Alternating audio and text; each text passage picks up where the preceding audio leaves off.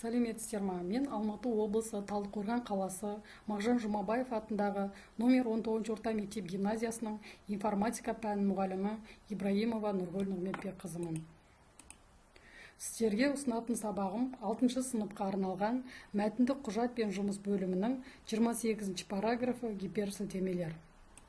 Сабағымның мақсаты гиперсілтеменің типтерін ажырату, гиперсілтеме құру жолдарын білу. Гиперсілтеме дегеніміз не екен?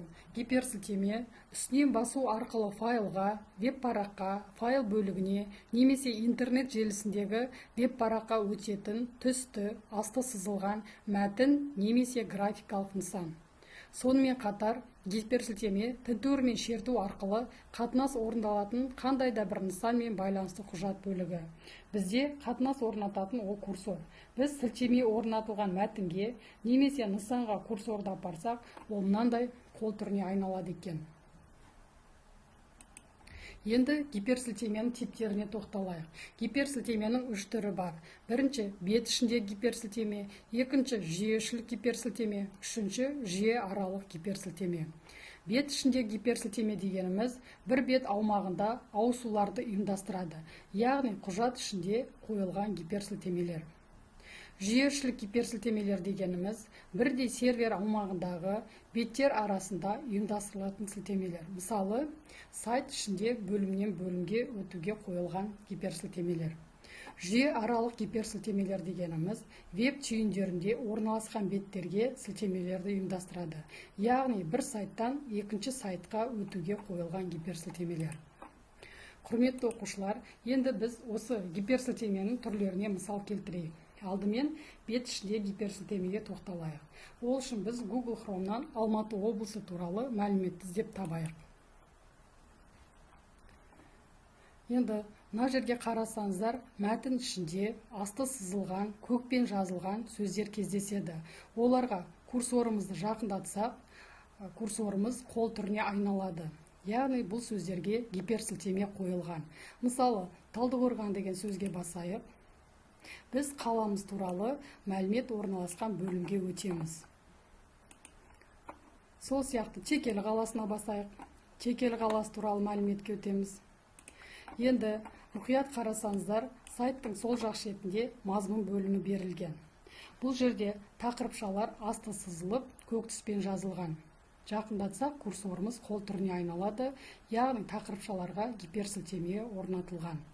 Біз енді осы Алматы облысы туралы мәліметті қолмен жылжытып, көріп отырғанша, осы мазмұн бөлімінде тақырыпшалар арқылы танысып шығуымызға болады.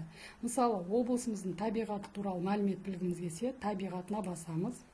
Бізге табиғаты туралы мәлімет ашылады. Климатын көруімізге болады. Халық санын көруімізге болады. Сол сияқты Алматы облысының экономикасын көруімізге болады. Бұл бізде бет ішіндегі гиперсілтемелерге мысал. Келесі жүйешілік гиперсілтемелерге мысал көрсетейік. Ол үшін мен Алматы облысының білім берудегі ақпараттық технологиялар орталығының сайтын мысал ретінде алдым. Бұл жерде біз сайт ішінде бөлімнен бөлімге өту гиперсілтемелерін көреміз. Мысалы, біз осы сайтта білім бөлімдерінің сайтын көргіміз келсе, білім бөлімдерінің сайты бөлімін басып, ішінде бөлімшеге басамыз. Сайттар туралы мәлімет шығады. Ақпараттандыру бөліміне басамыз. Интерактивті оқытулар бөліміне басып, мәлімет алуымызға болады. Басты бетке өтуімізге болады. Бұл бізде сайт ішінде бөлімнен бөлімге өтуге қойылған сілтемелер. Келесі жүйе аралық сілтемелер. Енді біз осы сайттың төмен жағына жылжытып, сол жағына қарасақ, бізде мынандай суреттер берілген. Бұлар баннер деп аталады. Әрбір баннерға курсорды апарсақ, қол түріне айналады, яғни гиперсілтеме қойылған. Ақорда сайтына, Білім.ленд, Күнделік KZ және Кітап KZ сайттарына гиперсілтеме қойылған екен. Мысалы, Білім.ленд сайтына басайық, біз автоматты түрде Білім.ленд сайтына өтеміз. Бұл бізде балалар сайттан сайтқа өтуге қойылған гиперсілтемелер. Енді, құрметті оқушылар, біз құжат ішінде қойылған гиперсілтемелерге практикалық жұмыс орындайық. Біз өткен сабағымызда сілтемелер тақырыбын өткенбіз. Сол сабағымызда біз мынандай шағын реферат дайындадық Алматы облысы туралы. Сол рефератымызда біз тақырыпшаларға бөліп үйрендік. Мындай табиғаты, климаты деп. Және нұсқаулықтар, түсіндірмелер қойып үйрендік.